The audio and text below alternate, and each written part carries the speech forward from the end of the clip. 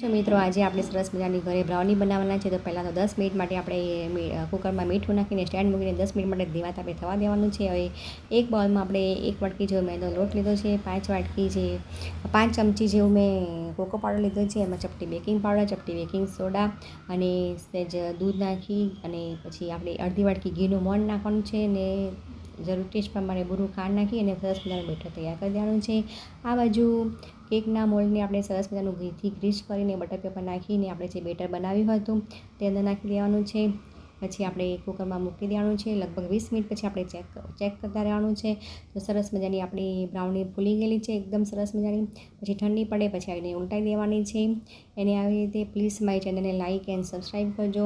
પછી મારી પાસે ઘરેથી હર્ષિસ હતું તો એને સરસ મજાનું આવી રીતે ડેકોરેશન કરવાનું છે, જેનાથી નાના બાળકોને મોટા સૌને ભાવે એવી રીતે સરસ મજાની વેનીલા આઈસ્ક્રીમ નાખી ડેકોરેશન કરી સરસ મજાની ચોકલેટ બ્રાઉની તૈયાર છે.